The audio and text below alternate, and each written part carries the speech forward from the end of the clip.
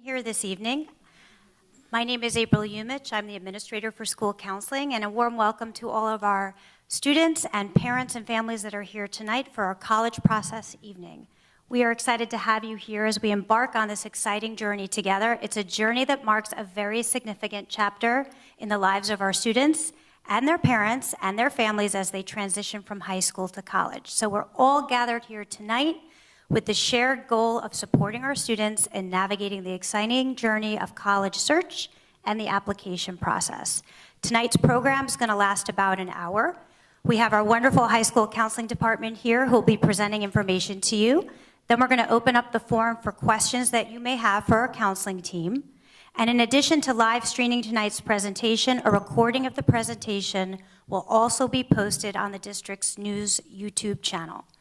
Before we begin, I would like to take this opportunity to thank Superintendent Tona, the Board of Education, Principal Kevens as well for giving us this opportunity to meet tonight so we can support our students and family. Additionally, I'd like to thank our counseling department here for their hard work and support on behalf of all of our students. I would also like to share that today just happens to mark, I gotta tell them guys, the kickoff to National School Counseling Week 2024. This week through Friday, February 9th, we celebrate our PAC school counselors for their unique contributions and support they provide to students socially, emotionally, and academically. Thank you, guys.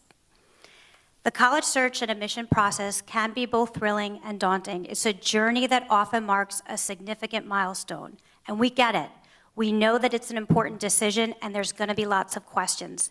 And tonight we've gathered, hopefully, to provide you with valuable insights, information, and guidance on your next steps. There are a lot of options, deadlines, requirements that can be challenging, but fear not. Our aim is to equip you with the tools you need to make informed decisions and set the course for a successful transition. So as we begin, let's keep an open mind, get your questions ready, and engage in meaningful conversations. We hope that by the time you leave, you have a clearer understanding of your next steps in your college search, application admissions, and a renewed sense of confidence in the path forward. So without further ado, I would like to introduce our counseling department. To my left, Ms. Cummins, followed by Mrs. Boyle, Mr. Vano, Mr. Charamella, who is Ms. Mittman's leave replacement this year, Ms. Lockman, Mrs. Callaghy, and last but not least, Mrs. Capone. I'm going to turn over tonight's presentation to our counseling department at this time.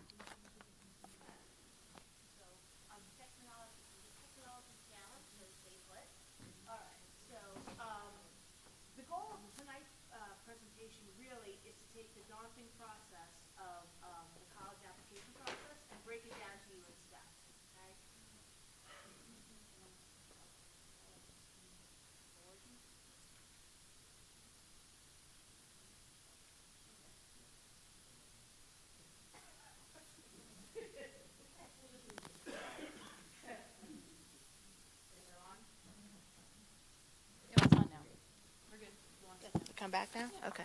I'm going to sit down. I'm getting my steps. We're up, we're down, we're up, we're down. Okay. So the goal of the process, the goal of the presentation tonight really is just to make this process a little more doable for you guys, okay? So the first year, the junior year, is really all about exploration, right? It's about finding that college list, creating that college list. The second year, or your senior year, right, is really about the application. So tonight we're going to focus mostly on the junior year and what you should be doing this year, okay? Right now, there's currently over 6,000 colleges across the country. That's way too big of a list to work with.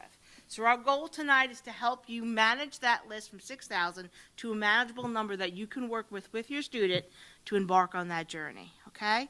So how do we get those 6,000 colleges across the country to a more manageable list? We are going to use these tools up here, okay?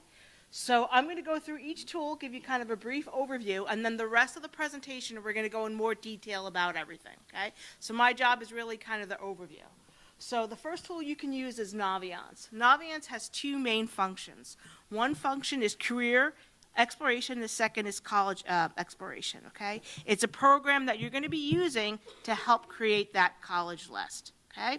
The second thing, and I'm going to again go into more detail with you in the next slide. The next bullet point here, we have our college websites.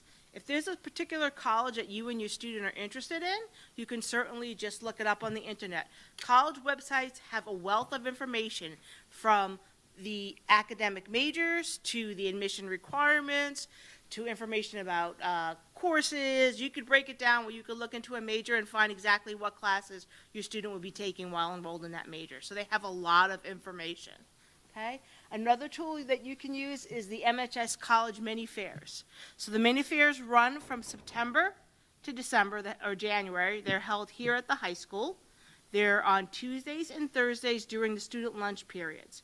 So students are able to come down during the lunch periods in the College and Career Center, which is located in the West Office, and they can talk with college reps. We have college reps from all over the country coming in. They sit at tables, and students are invited to come in and get some questions and get some information answered.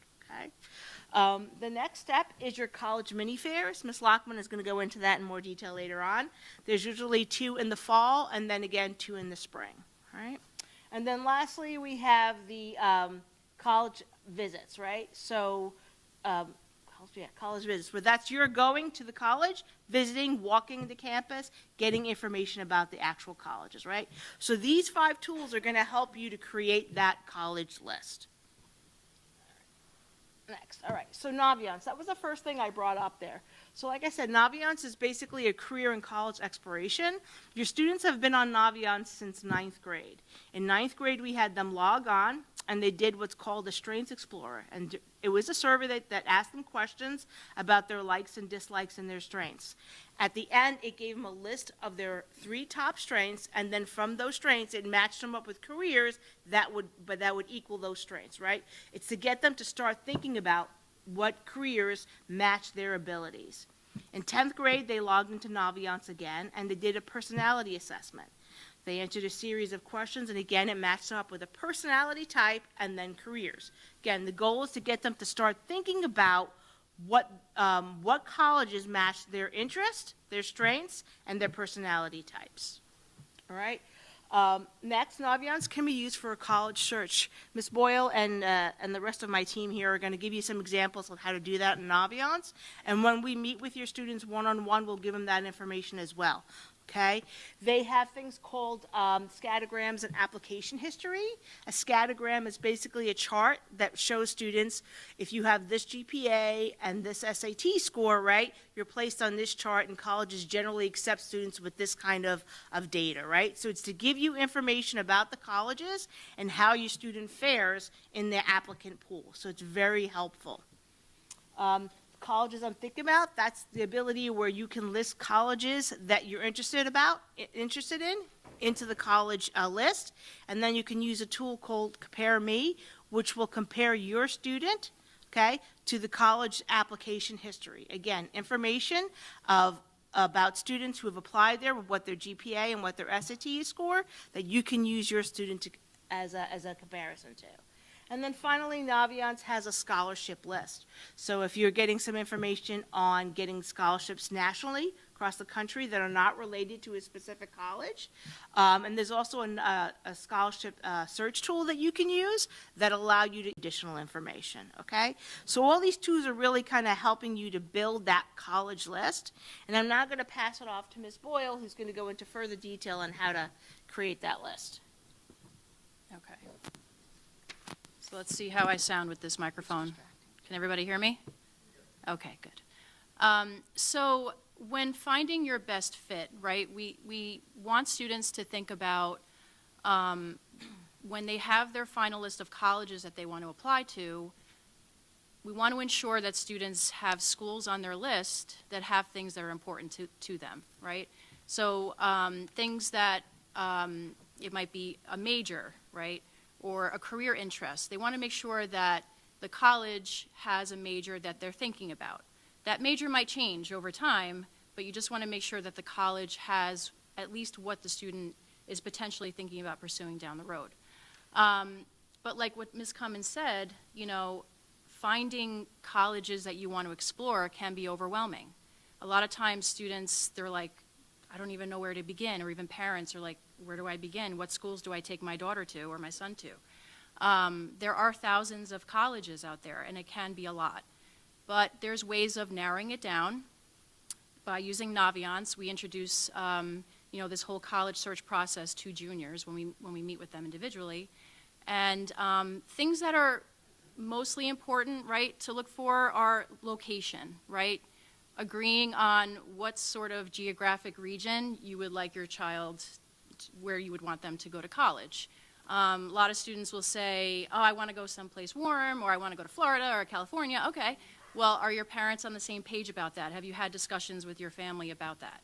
A lot of times when you narrow down your region to like a 3 to 4 hour radius, it can feel a little bit less overwhelming when you're looking at the amount of colleges that are around. I mean, we're lucky because we have really, really good options in terms of colleges in our area. Besides location, another one that's kind of important is the size of the school, right? So small versus medium versus large. And a lot of times students don't really know, right, until they visit. Is this too big of a school or is this too small? Visiting schools is very important. We understand that it's not always easy to visit every single college, but if you can try to visit, the main colleges that your son or daughter is interested in, that's really the goal, so that they can see the campus, get a feel for it, and can they picture themselves on that campus. Again, the major career interest, if they know, right? A lot of students don't know what they want to major in, and that's completely common. But if they do know, some students, for example, might know for sure that they want to be a nurse, so you just want to make sure that those schools have nursing programs. Academic criteria, that's sort of a big one, right? You just want to make sure that schools you're applying to sort of meet your GPA requirements. Of course, it's okay to apply to some REACH schools where the GPA is a little bit higher, but college admission is very unpredictable, so it's okay to apply to a couple of REACH schools. But you just want to make sure that the academic rigor sort of meets where you're at academically, and that it's a good fit academically. The cost, right? Cost is a big one. SUNY schools versus private schools, public schools, so that's something that hopefully as a family you guys can discuss. And even then, there's financial aid, there's scholarships that students can be awarded. So sometimes cost doesn't come into play until senior year, actually, when the student has applied and they've gotten their financial aid offers and they're sort of weighing out their options. Athletics might be something that students might be considering, right? So that's going to be another factor as to finding your best fit. Maybe activities. There's some students that want to, that are involved in marching band and they want a college that still has marching band or dance, a dance team, right? Special programs, so things like internships, things like study abroad programs, honors programs. And then there's actually, colleges that offer a variety of different programs for students with disabilities, right? So, and there's different levels of that. Some colleges have comprehensive programs for students with disabilities where they offer a lot of support. Most colleges offer like a tutoring center or a writing center, but there are schools that offer a lot more support if the student needs that type of support, just as they did in high school. Retention rate, graduation rate, those are some things that students will research, right? So retention rate is how many students are returning for their second year after their first year of college at that college. That's sort of an important statistic, right? You want to make sure that students that start out at college like it enough to come back for their second year. Graduation rate, that can vary a little bit, depends on students, whether or not they change their majors and things like that, but graduation rate is something else that can be important to students when they're looking for colleges. Job placement is a big one, right? So depending on the major, what are the opportunities for actual job placement? And again, what opportunities the college offers to students to find connections within the community or connections within that career. So again, research is really going to be really important in the junior year, and the hope is that once you identify what's important to you as a student and as an individual, narrowing down your list, and finding the best fit that way. Okay. Oh, actually, next slide. So Naviance, as Ms. Cummins said, offers an advanced college search. And this is something that our students use a lot. It helps, again, to narrow down the thousands of schools to a smaller list. And Naviance, it's a little bit tough to see, but Naviance allows you to search by the type of school, so 4-year versus 2-year school, the location, the major, admissions, so the competitiveness level of the school, the cost, any special programs that the student might be looking for. And when students do a search like this, they can come up with a list of schools. And as you can see, hopefully, it narrowed it down. This was just an example, but it narrowed it down to 68 schools, which is still a lot. But still, it narrows it down to a more manageable number. And from this list, students can go directly to the school's website. They can do more research, again, about how many students are enrolled, what majors they offer, the surrounding area, things like that. And Mr. Vanno is going to go into more detail about Naviance. Sorry. Okay.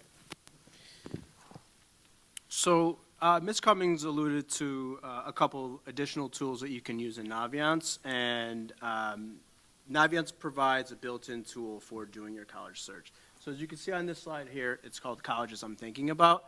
At the beginning of the process, we encourage you to use this. Kind of treat it like your command center or your main hub where you can be adding all of your schools. And in the beginning, you cast a very wide net. Add as many schools as you want. Don't be afraid. You're being curious. If you hear about a school through mail or email or from a friend or a college fair, just anything you're curious about, just throw on there. Don't be afraid. Eventually, you're going to want to trim that list down. And Mr. Chairman is going to kind of talk a little bit about building a list that makes sense. But in the beginning, don't be afraid.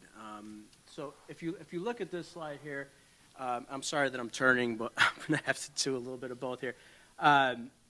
It shows you 5 sample schools here. So you have Binghamton on here, you have BU, you have Delaware, you have Northeastern, and Pace. To the left of each school, you'll see 3 little stars, and all that's indicating is that if you click on the school, there's an extended profile available.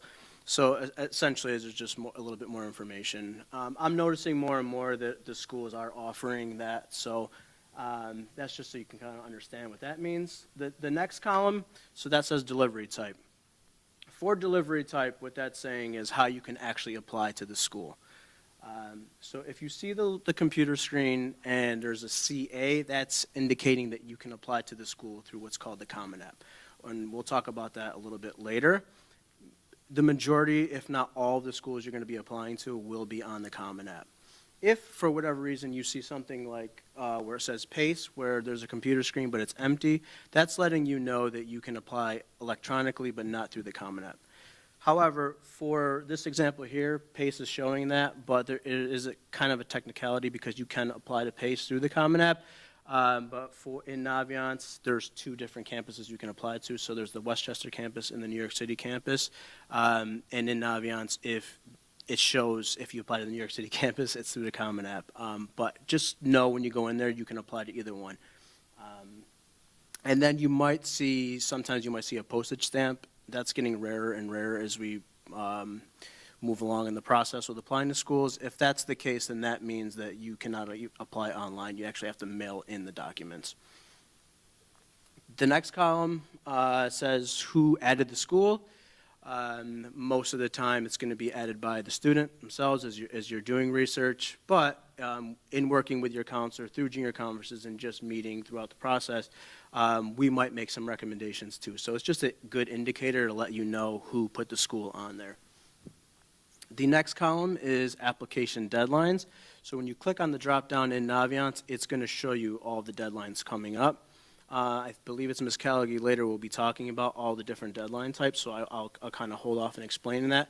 But it's a nice way to check to see when deadlines are, and it helps you plan ahead and know how you want to apply. And then the next column is interest. This column it's completely optional, but I always encourage families and students to utilize this. It ranges from low, medium, high, or first choice. I think it's good as you're moving through the process to use this because it kind of helps you stay on track of where your interests are. But it's also very helpful, at least for me, I don't know about my colleagues here, to know what your top school is and schools that maybe you may or may not be too interested in, or just a little bit. Okay, so a couple more tools. So Compare Me was one that Ms. Cummings mentioned. You can actually get to Compare Me on this slide from the top corner, and when you click on that, it'll take you to this here. So what Compare Me will do is it'll show you, the student, on the example here, it'll show the GPA. Your GPAs, if you're a junior or a sophomore or freshman, your GPA won't be in Naviance yet.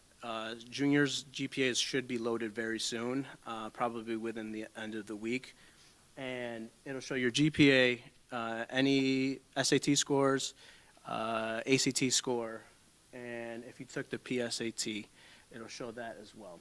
So if I go a little bit deeper here, the single SAT score in this example is if you took it one time.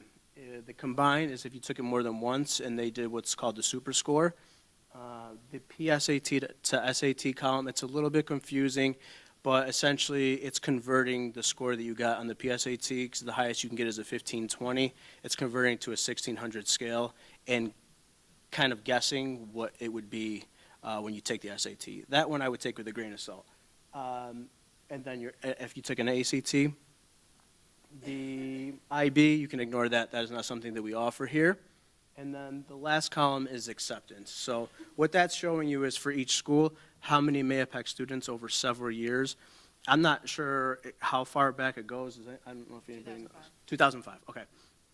So it goes back a long time, and it'll show how many students applied to that specific school and how many got in. So very good information.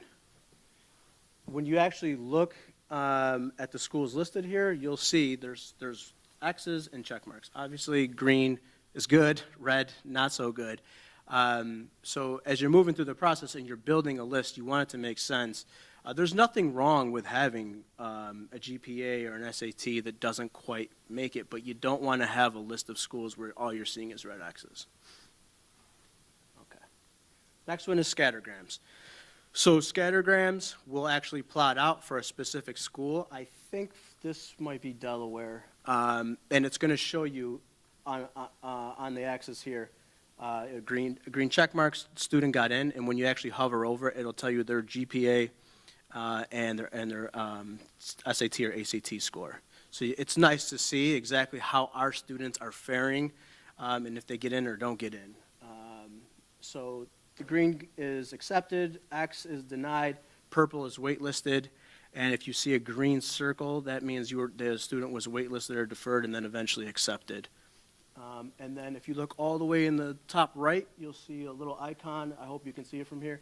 And it's like a silhouette of a person, and that's where you will be wherever you fit. That's showing you on there.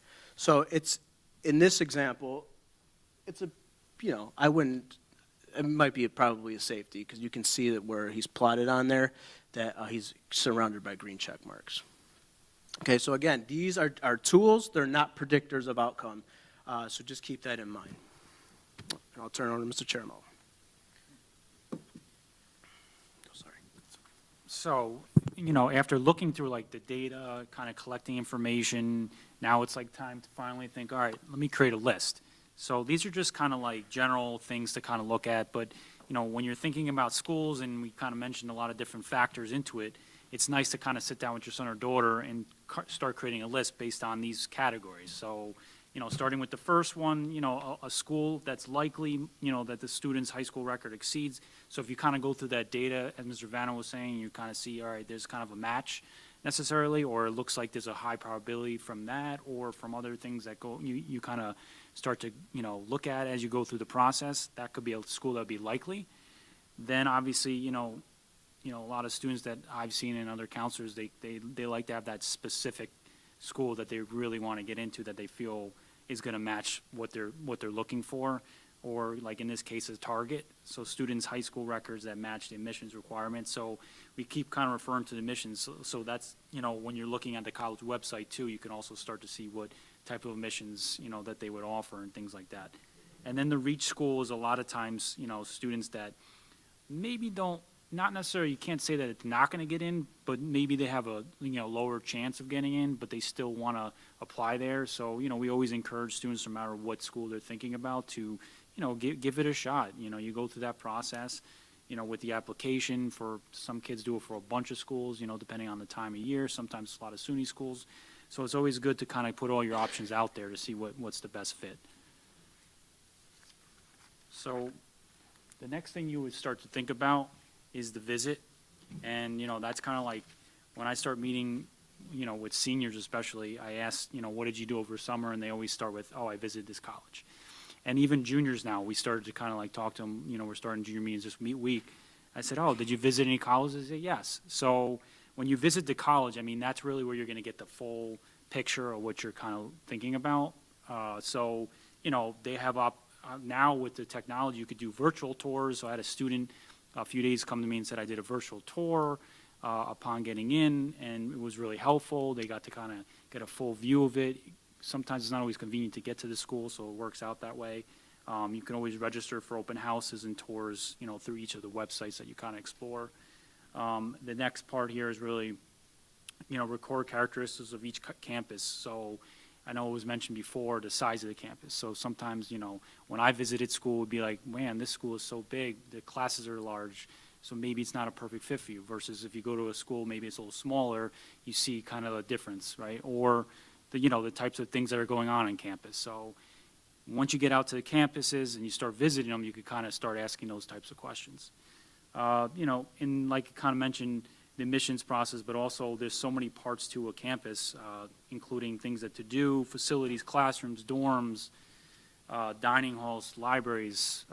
So when you do that visit or just the research, you could kind of start to explore those different categories and see what looks like a good fit.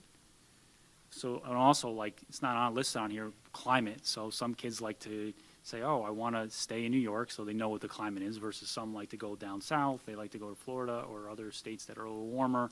So, you could look at that as another part of this process that some kids look at. And the last thing here really is a website that's really important to kind of use as a good tool. It's called uvisit.com, or, refer to a college website. But the uvisit.com really gives you like a good sense of like all the things I kind of mentioned with when you're looking through each of the college websites. But definitely the first steps, especially for juniors, as you go into the second half of this year, into the summer, is if your son or daughter starts thinking about colleges to visit, get that time to, sometimes it just works out where you could find like a day where you could visit multiple colleges in the same area. Specifically, I know like some of the SUNY schools could be close to each other, depending on which ones you're looking at. Or you start locally and look at the local colleges. But it's definitely important to get out and visit. And I'm going to pass it over. Oh, you have one? Okay. Everybody still awake? Okay. Our job really is to make this as, I won't say stress-free, but as least stress as possible. We really are partnering with you and your child and us. We know that it comes down to a personal decision in the end of where your child chooses to go. But we like you to really be informed and educated as much as possible so that you can really make the best decision for your family, right? And whatever factors are important to you as a family, whether it's location or cost, the major, all of those things that are important to you, you're going to, in the end, make the decision together with us.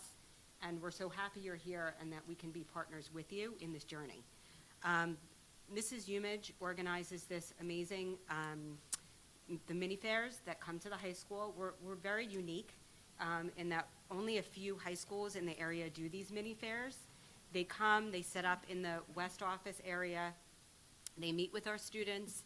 It can be any student, grade 9 through 12, that can come down and talk to the representatives. And this gives them a chance to interact with adults, right? We know it's not easy sometimes for kids to talk to adults, to have those conversations, to ask those questions. And this is really good experience, right? Because one day, well, some of them are already going for jobs or doing community service.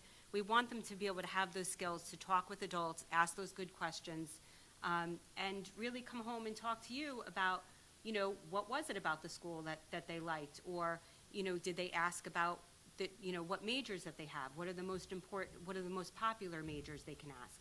They can ask with what Mrs. Boyle said about what is the retention rate, right? They're saying, what is a retention rate? What does that mean? But it really means how many students, stay all 4 years. They can ask questions like, do you provide housing for 4 years? What we learned this year is that a lot of colleges are just giving housing for the first year. So when you go on these visits, like Mr. Turimella said, you want to ask, do you provide housing for all 4 years? Because some schools are just doing it the first year, and they're saying, nope, you have to find your own apartment or own housing later. So you just want to ask that if it's important that your child do live on campus, you want to ask that question.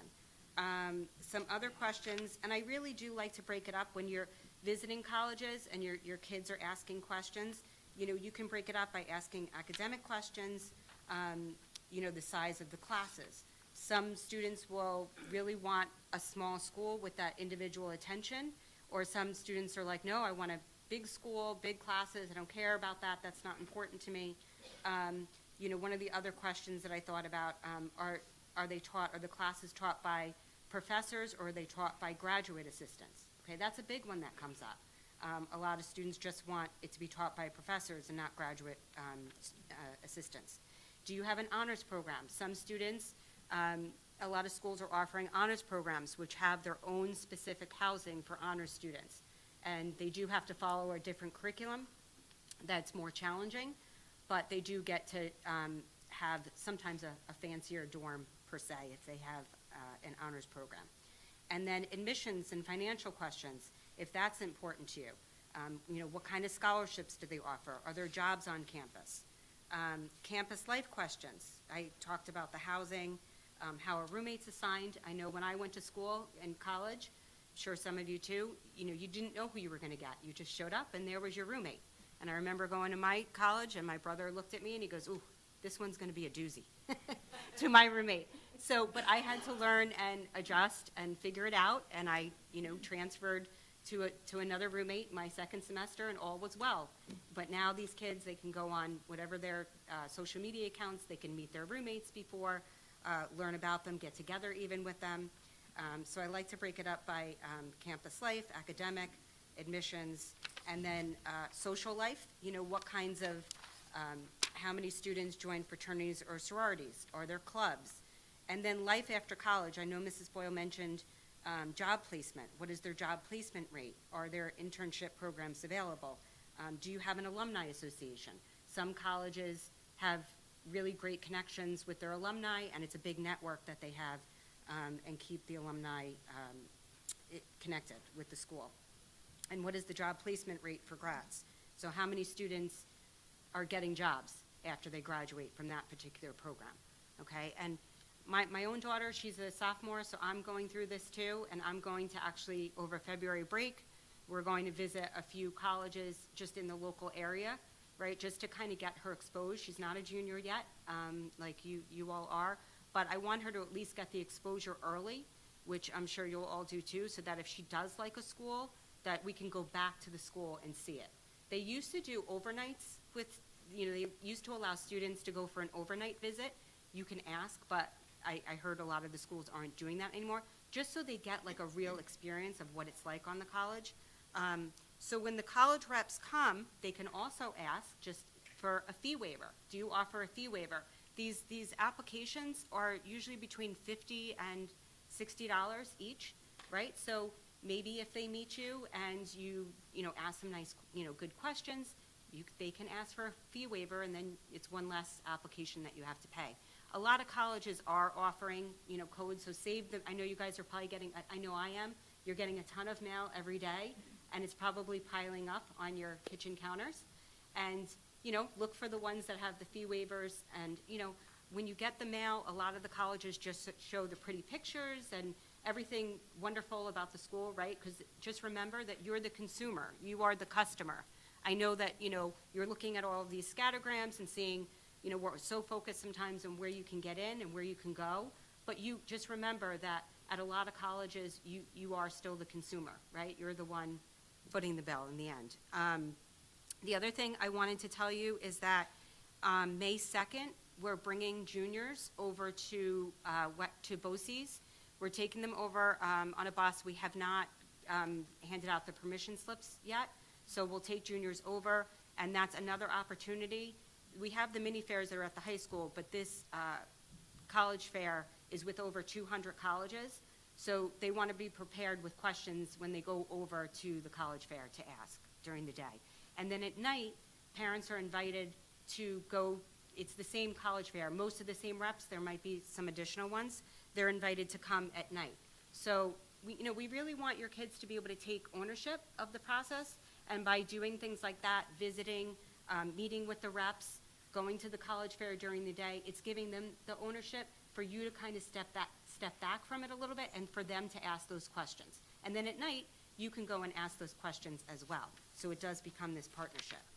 The other thing I wanted to mention was, as far as the night, the workshops, if you're interested in what's going to actually be there, the workshops, they're going to have athletic recruiting, which I know Mrs. Capone's going to talk about NCAA and playing a sport in college. They're going to have a workshop on your perfect college essay, and it doesn't mean writing the perfect college essay, which we would all absolutely love, but it means writing your own perfect essay is and what that means to you. So that's a really great one. Who's going, the speaker's wonderful. And if your child is at all worried about the college essay. And then the creative and performing arts, auditions and portfolios. If your child's interested in art or trying out for music, they talk a lot about that. And then transition to college for students with disabilities, trends in college admissions, and SUNY admissions. So a few SUNY reps will also be there. So it's a great day and night. So I would encourage, once you'll see that email go out, I would encourage your students to go on the trip during the day and then parents to attend at night. Okay. And then the next slide is, the other thing I wanted to mention was a lot of college reps too will track your interest. And what I mean by that is, when you go visit the college, they keep a record that you've been there, right? So when they go to review your application, they'll say, have you ever been on campus? No. Okay. Well, what do you know about our school? I don't know. I mean, it's like, so if they have an interest, they want to, talk to the reps, go visit, go to the college fairs, because they do track it. When they go to review your application, especially if you've written a note, right, to thank them for talking with them or visiting, they'll remember you. I was an admissions counselor when I first started my career, which was 20 years ago, and I still kept the notes that kids, I don't know, do kids write notes anymore? I don't know, but cards I kept, even an email, right, a nice email that your child would write to the admissions rep that comes to the high school or they go visit. It's always a nice thing for that admissions rep to hear from your child, okay? They want to hear from the kids. I know us as parents, I know me too, we always want to be involved, but I think to hear from them is always a good thing. So when we talked about, moving on to the Common App, we talked about Common App and we talked about Naviance, and I just want to remind you that they're two separate things. So a lot of kids will say, oh, I apply on Naviance. No, you don't apply on Naviance. Naviance is our college search program that we use to only search colleges. So we send your transcript from Naviance, we send your letters of recommendation from Naviance that we write, and the teacher letters of recommendation. But it's just strictly a college search. So you're not going to, if you go on Naviance, you're not going to mess anything up, I promise you of that. Because parents, I know, are always worried, like, oh my God, I pushed this button. No problem, we can reset, you can reset a search or anything like that. The Common App is where your student applies. So they apply to they use one application and it goes out to all of your college. Except if the college doesn't accept the Common App, which there's not many that don't accept it and that you have to actually go through their website. But for instance, if you're applying to CUNY schools, right, CUNY has their own application. But we can talk really more about that when we get into the junior conferences and we talk about your individual interests. So, I think that's it.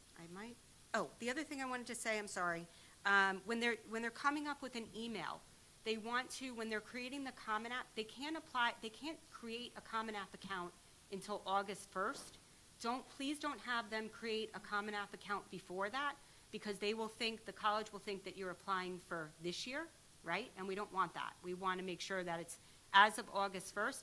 And we just ask that they create an account. And what I mean by that is just creating an email, putting their address. Now, when I say an email, I would suggest, we talked about this, and we would suggest that they use a personal email that's generic.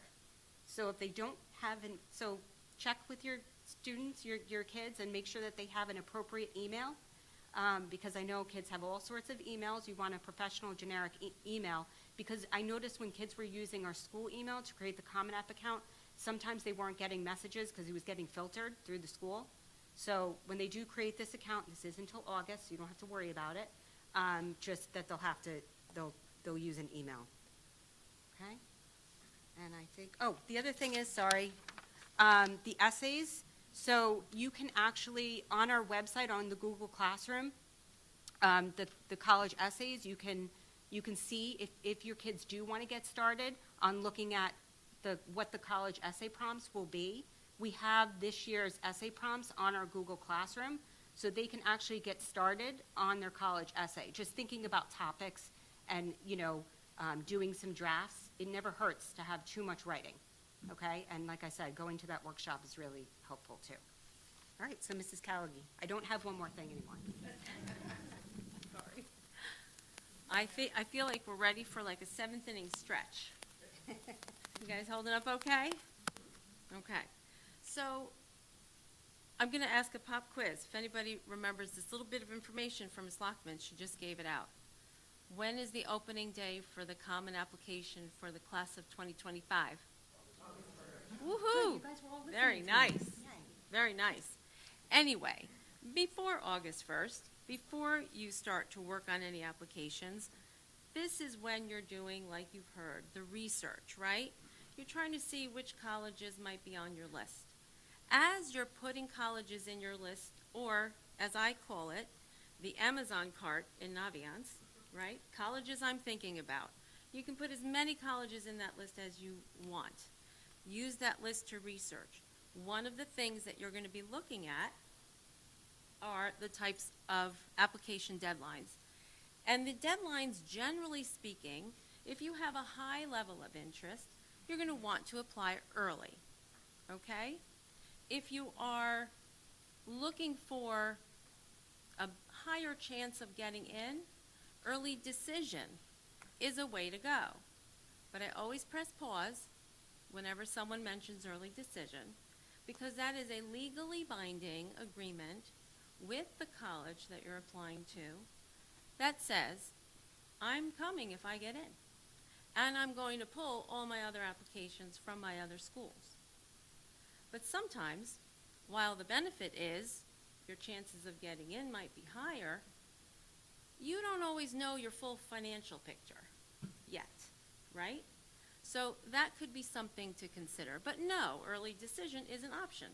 And early decision is probably the highest level of interest you can show for a college. You are committing to going, okay? The other is early action. Early action basically means you'll get an early answer. So again, if you're applying early, you're showing a high level of interest in that college. So as you're building that list in the colleges I'm thinking about in Naviance, you're going to watch those deadlines. You're going to look to see. The early action and early decision deadlines tend to be earlier, some as early as October 1st or October 15, depending on the programs that you might be looking at. Other early deadlines are November 1st, November 15, December 1st, December 15. So it also depends on you and your family and your child. Are they ready to apply? All the pieces we just talked about. Is their essay done? Is it good? Did a teacher get a chance to look at it, right? For the grammatical checks and all that. So early applications, definitely worth considering, as long as there's interest and that your child is ready, okay? Then you have regular decision. Those tend to go out a little bit later. Those deadlines can be January 1st and 15th, February 1st and 15th. Someone mentioned CUNY. I think the CUNY application deadline just passed. think that was February 1st. So knowing the deadlines also gives your child a chance to prepare. So that date, August 1st, is a great date to know because that's the opening day of the Common Application. If you get the main application set and done before school or at the beginning of school starting senior year, that gives you an opportunity to work on all the other pieces that have to be ready for that application deadline. Then there's rolling admission, which basically is what it sounds like. As they receive the application, they'll review it, and the response will be somewhere around 6 to 8 weeks. Okay? So those are the different kinds of deadlines to be aware of as you're going through the process. Now, we'll look at something that I really try to avoid talking about, because I personally am a very nervous test taker. I get hot, sweaty, put me in front of a test, I forget everything, even though I was prepared. So in my day, I would have been very happy if there were things like test optional colleges that I could apply to. So these days, we are very lucky that many, many colleges have started to realize that they don't need the SAT or the ACT to be an indicator of someone's potential college success. So, before we start to stress out at home about which do we take, when do we take it, SAT, ACT, take a deep breath, speak to your counselor, and decide if maybe you start by looking at the test optional list. The website for the fairtest.org, as well as College Board for SAT and ACT student, those websites are all connected and linked in the Google Classroom that I think Mr. Vanna mentioned before. Okay? There's a statement that I saw when I was researching this slide, and I want to read it.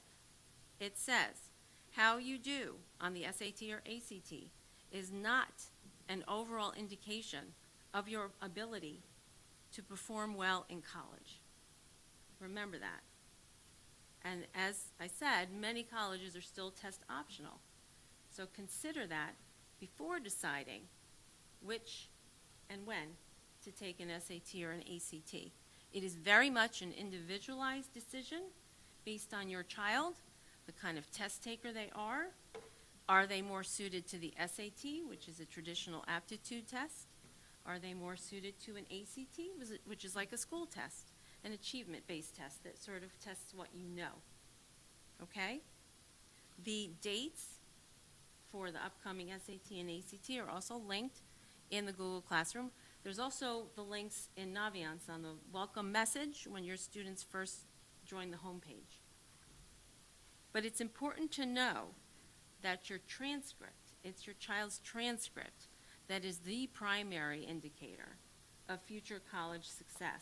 So this year, this is the year, all engines blasting, okay? Finish the year very strong, because this is the last full year that the college will see on the transcript. They'll see courses in progress from senior year, but that academic performance in junior year, finish strong. That's super important. And then if you and your counselor decide that there's an SAT or an ACT to be taken, based on the level math you're in this year, then you sign up for it, okay, if that's the right decision for you. So try to tune out the stress of gotta take an SAT, gotta take an ACT. Have the conversation at home, have the conversation with your counselor, go on the website for each, look at the sample tests, see which one is more suited to your child. And that's another piece that can be part of what is presented to colleges. So, like Ms. Lockman said, we try not to create or increase stress, we try to help reduce it or minimize it. And all this information, just one last reminder, is on the Google Classroom page. So I'll hand it off to Ms. Capone to finish us out. All right, so as you've seen the mic get passed down from one person to the next, you know that I am the last one. I am it. I won't take too long. I know that we want to save some room for questions. So the NCAA, this slide does not apply to everybody, so I will be quick with it. Important things to know about NCAA. If your child is thinking that they may want to play a D1 or D2 sport, the most important thing that they need to do is talk with their coach. And that way, them and their coach can really assess where their level is, and is it likely for them to be able to be recruited for a D1 or D2 sport.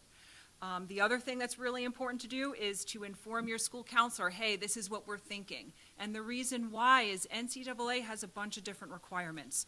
One of those requirements is that students need to have at least 16 approved courses to be completed to be eligible to play in college. So we want to make sure that if that's the goal, is to play at the D1 or D2 level, that your child is meeting those academic requirements. It's very important that we know that ahead of time. Another thing that you really need to keep in mind with NCAA is it's a big commitment if your child's playing a D1 or D2 sport. So, depending on what they would like to study in college, how does that balance out? Is that going to be feasible for them? Because sometimes if a student wants to be a physical therapy major, for example, that's a very rigorous curriculum. Would they be able to balance that with an additional rigor of playing an athletic in college? So that's something to keep in mind as well. The other thing that you really need to know is that coaches will promise your child lots of things. You're in, you get this, you're getting this amount of money. They make a lot of verbal excitement for your child to get excited about, hey, I'm going to this college, they already told me, but nothing is official until you actually apply to the college. You have to put in an application to the college and get an official acceptance from the college through admissions. Coaches have a lot of pull in this area, however, don't take someone at their word. You have to get in writing. So just keep that in mind when it comes to sports. All right. So now we really made it to the end.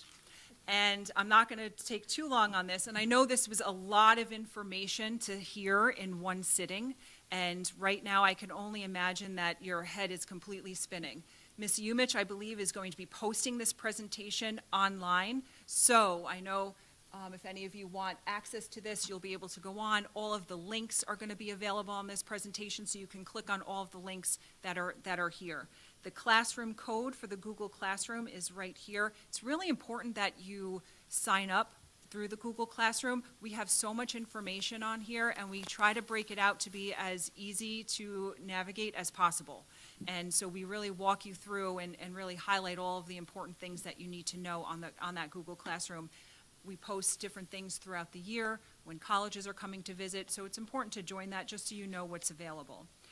The other thing is really scheduling that junior conference. We've been making announcements. I believe an email had gone home. So if you haven't scheduled a junior conference yet, please do so. Check with your child, because a lot of the students have been coming down to schedule appointments. You are invited to attend with your child. It depends on whether you want to do a virtual meeting or you want to do an in-person meeting. That's up to you as you're making that appointment. And it's going to be during one of your child's free periods. We don't like to pull them out of classes. We would rather during like a study hall or a lunch, or if it's after school, if that's the only time that works. And in that junior conference, we really focus on your child, and we focus on what their goals are, what they're looking for. We review their transcript. We go over senior year course planning, and we really focus on you and your child and what their goals are as in terms of what their future plans will be. And so it's important to schedule that junior conference. Here, it's great. You get just an overview of the information, but we really tailor it to you and your child during that junior conference. So we really encourage you to schedule that meeting. The rest of the things everyone's already really covered. The last three topics we're going to talk about in the junior conference. I'm not going to overwhelm you anymore. So with that, I'm going to turn it over to Ms. Umich, I think, open up for some questions. Okay, thank you. So at this time, we would like to open the discussion. If there's anyone that has any questions, please raise your hand, and our counselors will support that. Go ahead, sir.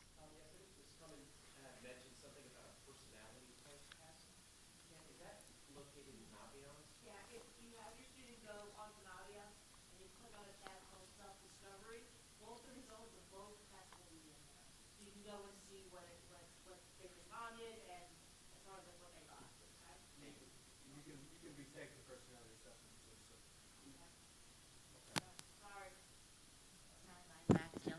Sorry. Yeah, you can retake the personality assessment. The Strengths Explorer was something that was taken in ninth grade. That is, you can only take that once. But if you student wanted to retake that, you can. And it's really interesting to go back and look a lot of times in the junior conference. Thank you. I'll go back and say, you know, so student, look, this is what came up, or this is what you chose, because they do a lot of maturation between ninth grade and junior year. I have a question in regards to out-of-state tuition. Is that still a thing? I know when I went to school, like if you wanted to go to school out of state, it was a significant, increase. Is that still the case, or does it vary?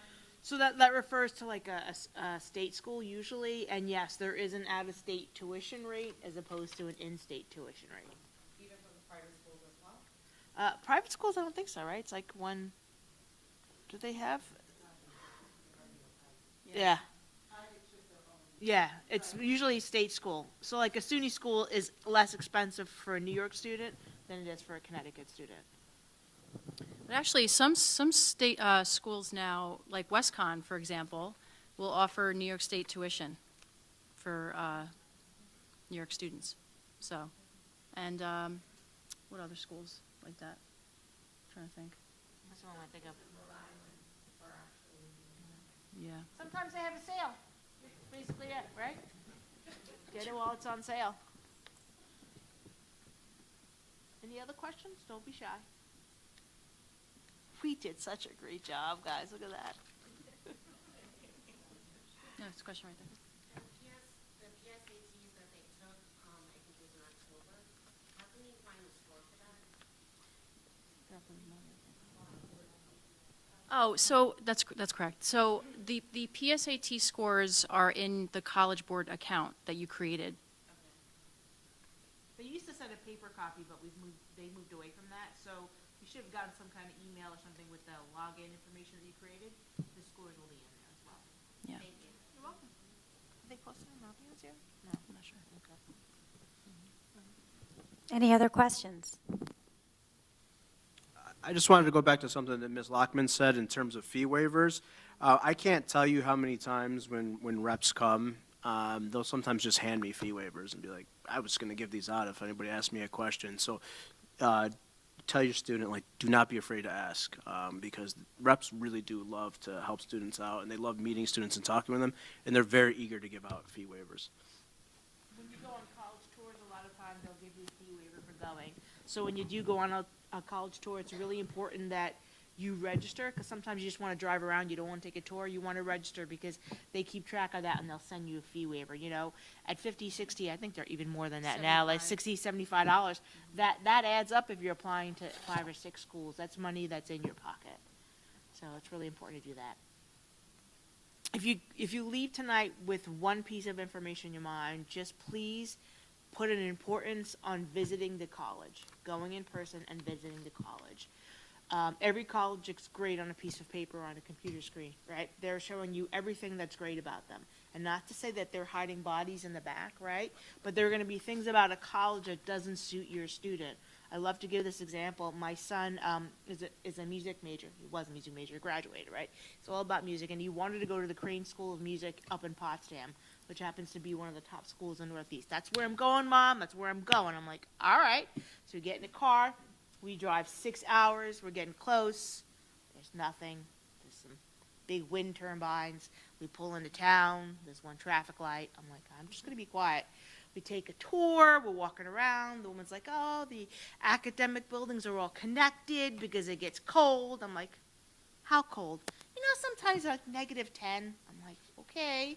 I'm like, wow. I'm, again, not saying anything. We go into the music building. It is absolutely stunning. Beautiful, great facilities, their own library, their own cafeteria, beautiful recital halls, great. And I'm thinking, okay, so we drive home. I'm like, so what did you think? He's like, well, I'm not so sure, right? So a school that he was completely gung-ho about because academically, this was where he wanted to go. He gets on the campus and he realizes it's small, and it's far from home, and there's not a lot around. And there's nothing wrong with that. I'm not saying anything bad about SUNY Potsdam. It's a wonderful place, but it suits a certain type of personality type. They don't put that in the information. That's where you're going to go on the visit and get that tour. So as counselors, we don't say enough, it's important that you visit. I mean, you may not be able to get to all of them so that you can do a virtual tour, but if you can get to the ones that your child is most interested in, it's really important that you do so. Okay? And now I'm gonna stop talking. And we didn't really touch on this, but what we recommend is that students apply to about 6 to 8 schools ultimately.